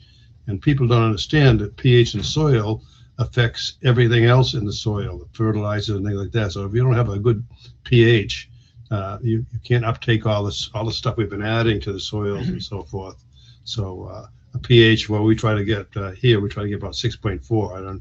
And I understand the ARS recommends between 6 and 7. So, like I say, I'm using wood ash at 1/10 the amount I would use lime. And pool tester aquarium tester works pretty good. As a matter of fact, I'll give it away at one at the next meeting. I have an expensive one that costs a few $100s because I do a lot of soil testing. And the way I do soil testing is I have people dig down 6 or 7 inches of the soil and take a couple of tablespoons of soil in there and in a baggie and put some distilled water in there. Using distilled water, you don't get any minerals in it to fool the meter, and make a slurry and then put the thing in there. And you can also use that with litmus paper from the drugstore. You can take the pH of that but it's a pain in the neck to do it that way. A meter is much easier. And I see that Ken had a nice little plug-in meter there. Yeah, Ken wants to show us what he's got. Yeah, this is a Callaway reader. I probably should get a new one because this is, you know, they have little cleaning solutions on the end, and the cleaning, it's a cleaning wipe, and I'm probably sure that the cleaning wipe passed its due time probably 15 years ago. But no, I use this throughout. I check the yard maybe in the spring just to see where it's at, and you have to do every location. I don't mean every bush, but I check every bed. I know one year a couple of roses weren't doing well, and yes, for us it should be between 6.3 and 6.8, and I think I read it and it was 4.8, and I thought, well, that explains a few things. But I also discovered when you put it in, you need to wait about 3 to 5 minutes to get a good reading, because sometimes the initial reading isn't accurate, and I've come back later and it's swung almost the whole point. Yeah. I usually do lime in the fall, at least every year or every other year, a cup per bush, and that kind of keeps it close or right on. And then if I forget and I'm checking it, it's usually not it, and I've never had the low problem before, but just on a regular basis, because we have acidic soil here. So for us to get anything over 7, we'd have to really try very hard to get it over 7. If we don't do anything, it'll be down in the 4s. So yeah, exactly. Well, that's why Yeah, we do it, folks, because there are people in different parts of the country that have to react to different conditions. David, go ahead and put your hand down and unmute yourself. Andy Macomb, go ahead, unmute yourself and begin. I've unmuted you. Can you hear me? Yes. Okay. So I asked it earlier, and I don't know if it was completely answered. So I have some David Austin climbing roses in the back against my home. But then in the front beds, I've got like lavender and agastache and things that don't love lots of fertilizer. So, and I do use a lot of the alfalfa pellets and stuff, and the Soul Pole Mag and Rose Tone on my roses. But how do I give my roses that good food that they want to bloom and be beautiful and not hurt like the agastache and the lavender that do not like fertilizer? I'm having a hard time finding things that I love that go well in my high alkaline beds, that work together, and so like the agastache does so great here. The lavender does so great because we're so dry, and I'm just having a hard time trying to figure out how to give my roses what they need without hurting the other things around them. I would think if you put the fertilizer for the roses right around the drip line of the roses and not spread it all throughout the bed, that might be a way to help localize it so the other stuff isn't getting it.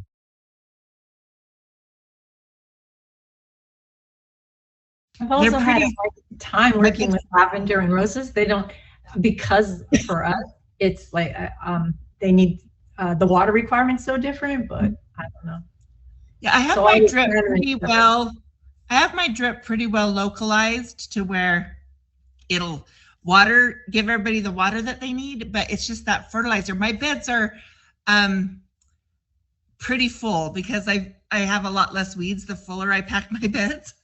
So they're really, really full. So it's hard to, I've got things right next to each other. So that's just one thing I've struggled with, and I just don't know how to fix it other than don't put those things in the same bed.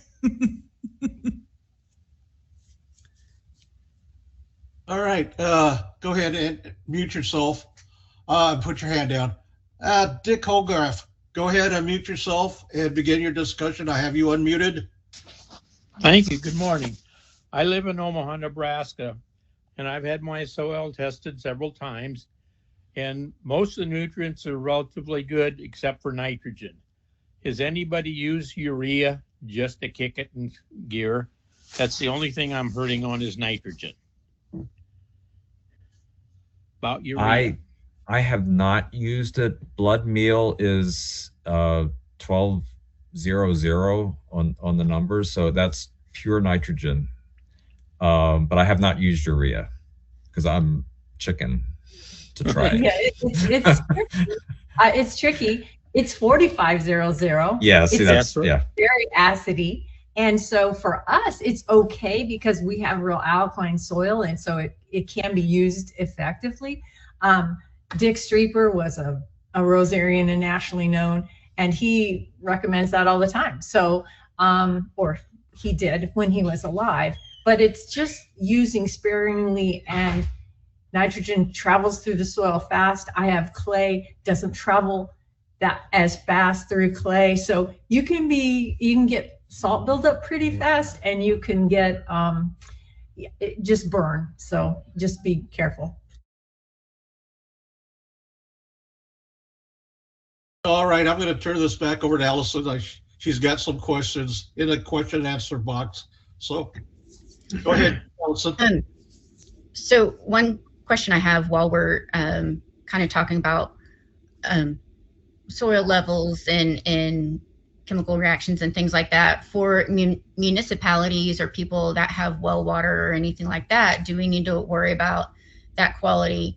I know, for example, like in Shreveport, we have some really serious water issues with what comes through city pipes. So how often would you test water to make sure that it's going to react the way that you anticipate it would with, the different nutrients that y'all are supplementing with the roses with. Does that make sense? Yeah, we're on municipal water here, so we don't have wells, so it's something I've never had to really worry about too much. But I have heard there are concerns, people, especially farming, using tons and tons of fertilizer, with excess fertilizer getting in. So I guess if you're using well water, you're living off well water, I would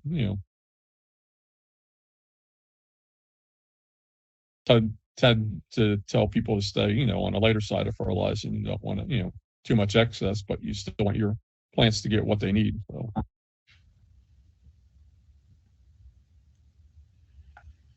And then I would just say, if your roses are doing well and it looks good, let's not go further. But if there's a problem, then you might have to investigate. Is it fertilizer? Is it lack of fertilizer? So all these things, just you have to look. If they're doing well, why mess with a good thing?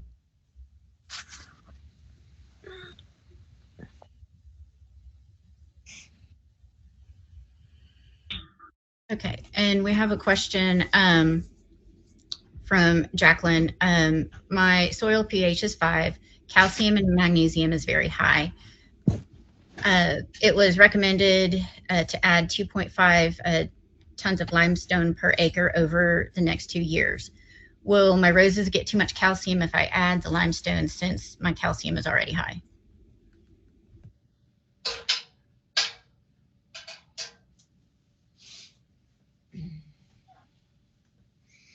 That's a really good question. I'm not sure I have a good answer for it.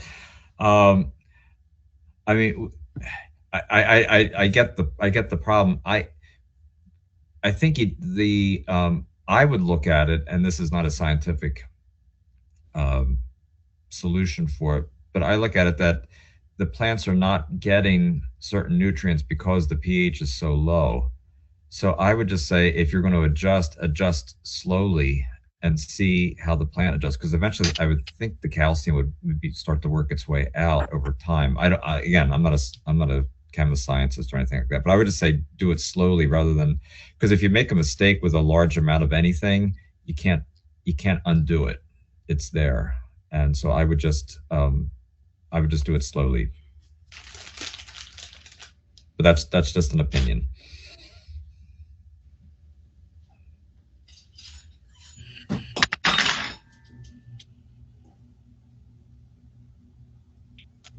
How would y'all go about pruning climbers? Bill. Well, yeah, I grow quite a few climbers. I probably have about 70 climbers, and the first thing you want to do is when you're approaching a climber, if you have any older non-productive canes that aren't giving you new growth, you want to get rid of those. Anything that's got any dead or disease, problems, you want to get rid of those also too. I would try to do that first to kind of see what you have left to work with, and then if the rose has a lot of canes and there's too many for where you want it, then you could reduce some of the other older canes. But your main pruning is going to come off of the main canes, which are the structure of the climber, and then you're going to shorten the laterals. They say probably maybe 4 to 6 inches. That's the little canes coming off the main cane that produces flowers. I said years ago, I used to, in the late fall, early winter, I would cut the laterals back to 8 to 12 inches, and then in the spring I would go back and cut them back to maybe 4 to 6. Now whenever I do them, climbers most of them tend to be really hardy, so I just do them one time. But I said the first thing I do is reduce anything that's non-productive and anything dead, diseased, or damaged, and then the laterals I cut back maybe 4 to 6 inches, depending on the climber. Some of them are super vigorous, so I might limit the number of canes on that, you know, to a smaller number.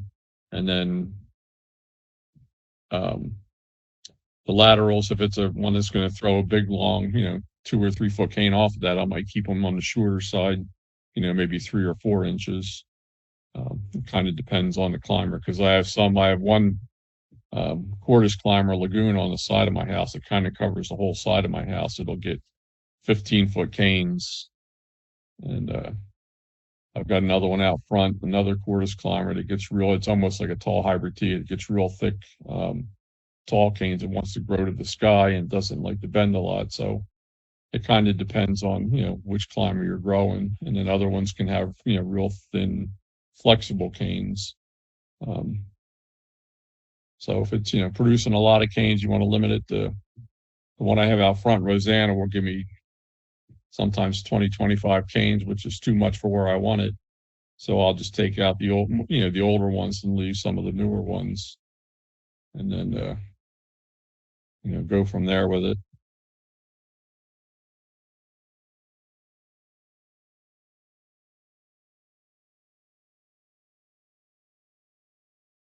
Then we have a question from Tom Schaefer about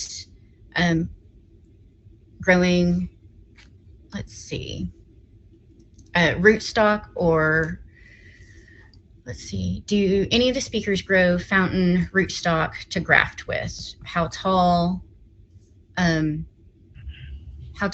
graft the new cut stem above the ground? And why do so many grow rootstock stems so short? What time of year do you rootstock and graft new?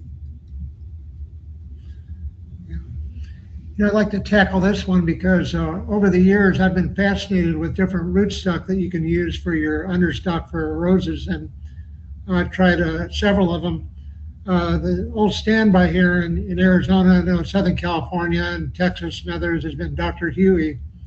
And but over the years, as I've talked to different people like Cal Hayes from Santa Ana, California, he used a rootstock called odorata, which and basically everybody around here who gets it understock, they get it from the University of California, Davis, which is virus indexed, which is guaranteed not to have any rose mosaic virus on it. So anyway, I started trying to use that about 25 years ago, and I found for our climate, odorata is really the superior rootstock for our climate.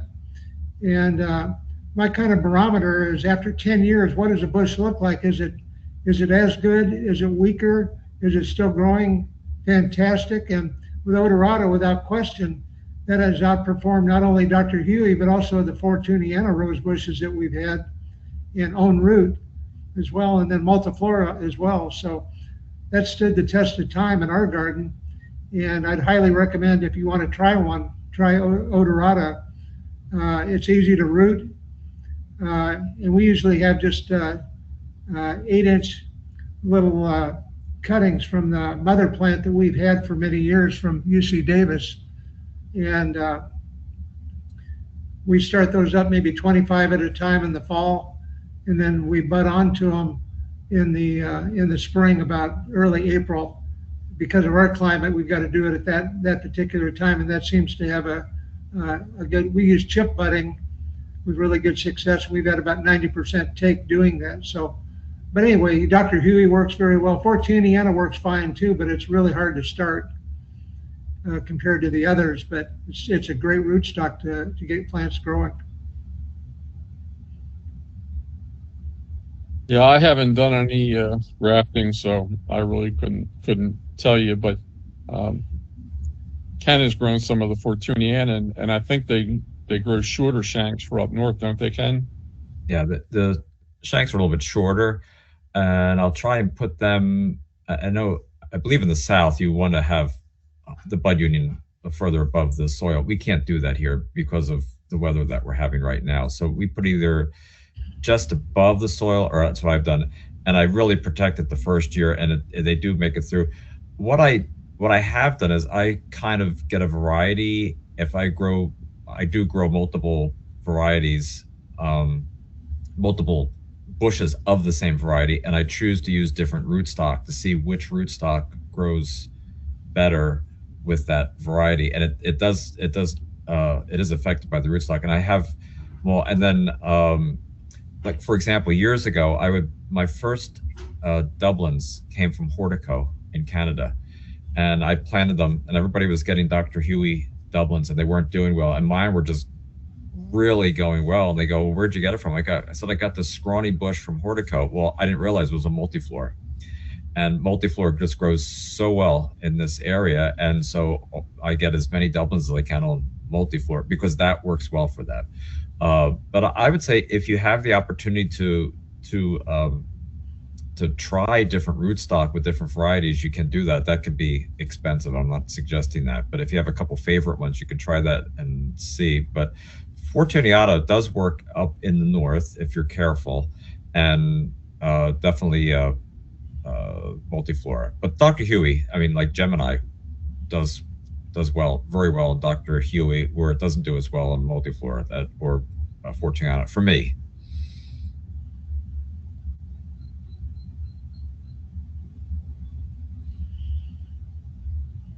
Great, thank you.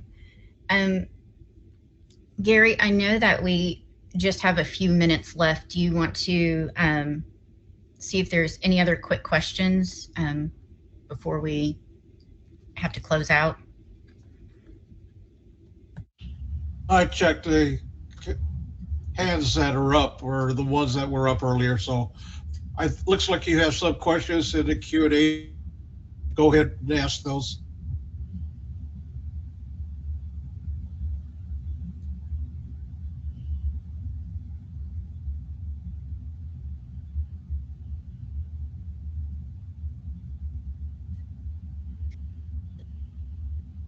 Kim, while we wait, I got Hortico too. That's how I started. I didn't even know.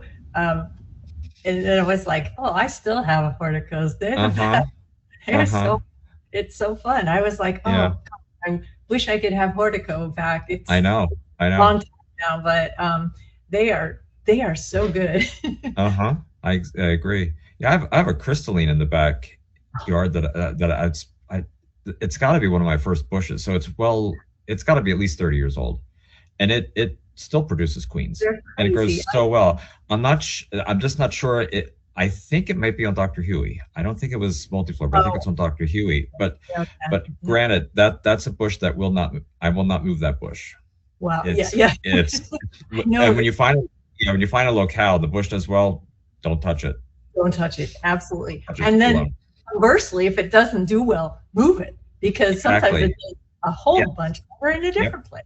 Exactly. I've done that too. So we do have Andy has another question about pruning climbers, and Andy. Yes, I'm so sorry. I'm just so new. You guys have so much knowledge, and I'm just getting into this, and I've watched a ton of videos, and one will say you want teenage vines to go up. You want to do all your, the newer green, that she called them teenage vines. Another one said, no, you get one main cane, you train that off, and then you just prune back your laterals. What do because mine are probably, I don't know, maybe 5 years old. And so I have these really thick main canes that are going up. But I'm like, okay, did I do that wrong? Should I prune off my main ones that are 5 years old and just get all these new baby ones and retrain those every year? Like, they're David Austins I saved up and spent a ton of money, and I love them so much. I just don't want to mess them up. Yeah, whoever's telling you to cut it down to one main cane is not doing anybody any service. Generally, they say maybe remove a quarter or a third of the older canes. You do want newer canes that are producing a lot, and you can look at the cane and see what kind of growth is coming off. If you've got little stubby growth or small laterals coming off that aren't producing anything, you want to get rid of those, but you don't want to cut down to one cane. You're growing climbers, you want a big display, you want a lot of canes. So I would say most of my climbers probably have at least half a dozen canes to them, main canes. there's some that are more, like I said, that Rosanna I have is a Cordish rose, and that's probably got 15, main canes to that. It's very vigorous. You ever prune down those main canes? And get when they get older, new main canes? Yeah, every year it'll produce, like that one will produce, probably 10 new canes every year, and I'll cut off some of the older, real heavy ones that aren't giving me a lot of growth to them. You just kind of got to look at them and see what's coming off of them. And they say general rule is kind of maybe a quarter to a third of the canes. So, if you've got 15 canes, you might want to take out, maybe 4 of the older ones. And then during the growing season, you'll get new canes that will come up, to replace it. And then the next year, same thing, you take off the older non-productive canes. But you don't want just one cane because you're not going to get the, the display you want from it. And you don't want to leave a lot of older non-productive canes, because I found on some of mine that I have a lot of canes when I tie them to the support. The canes that are underneath aren't getting the sunlight and stuff, and they're not producing much. So you don't want to have 20 or 30 canes that are covering other ones up. So you want to limit it, because the ones underneath end up kind of just dying off and not producing anyway. So I have like 4 or 5 big thick main canes, but they have little spindly like laterals coming off of them. So if I cut those off this year and just have 2 or 3 of the newer canes, that's not going to kill my bush, right? It's just going to be like a rejuvenation prune, maybe. Yeah, I mean, if that's all that's coming off of them, it's not going to hurt to remove them, because they're not producing any flowers for you anyway. And if you've got 3 new strong young canes that are going to produce, take the old ones off. But like I said, you don't want to take it just down to one, have one main cane, because that's not the purpose of growing climbers. But anything that's old like that, that's non-productive, any energy that's going to that cane is just kind of a waste, waste for the plant. So if it's just spindly growth, you're always welcome to remove that kind of stuff. And then, the energy is going to go into your, 3 good healthy canes, and will give you a lot nicer display. Thank you so much. You're welcome.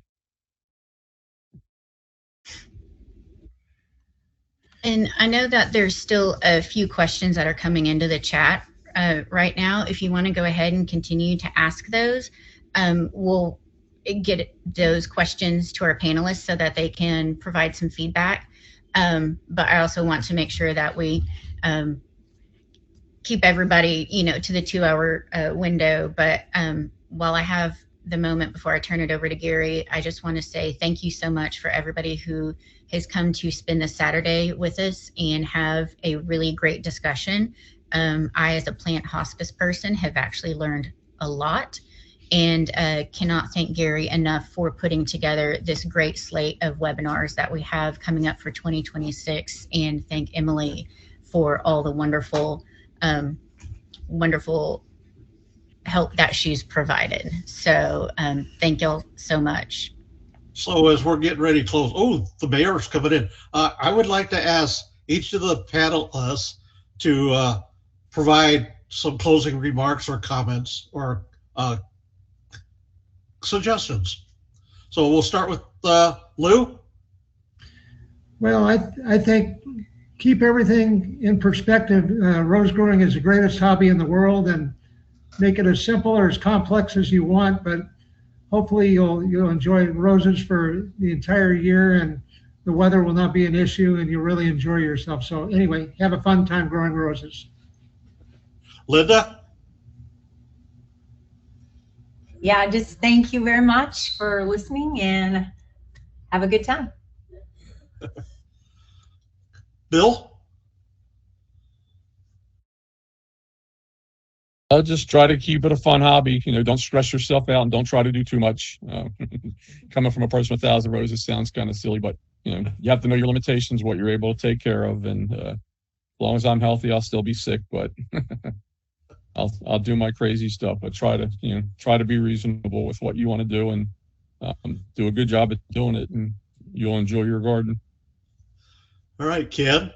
Yeah, I would say enjoy it, but don't try and do everything you heard today this year, because you will be very frustrated. I would just do a few things at a time and see how it works for you. Because if you do too much, you're not going to know which you did was good for the plant and what you did was not good for the plant. So that's how I work. And it takes years. I'm still learning.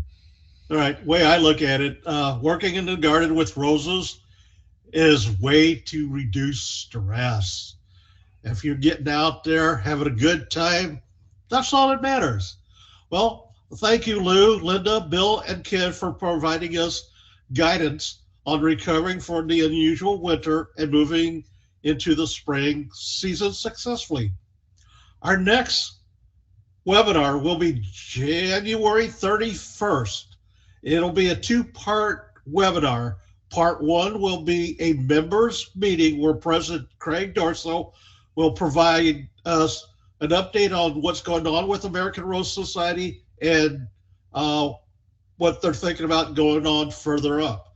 And then the second part of that is another roundtable discussion talking about what we talked about today, and are scheduled to have other members, Master Rosarians, on the team, and some of these who are here today may be on also.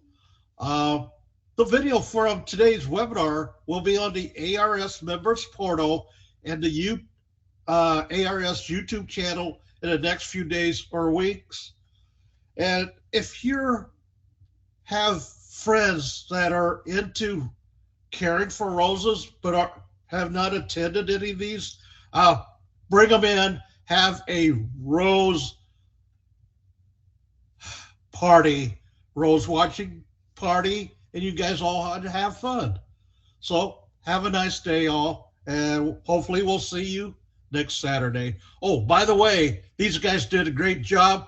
How about a big round of hands up and things like that for all of them? Yeah, there you go.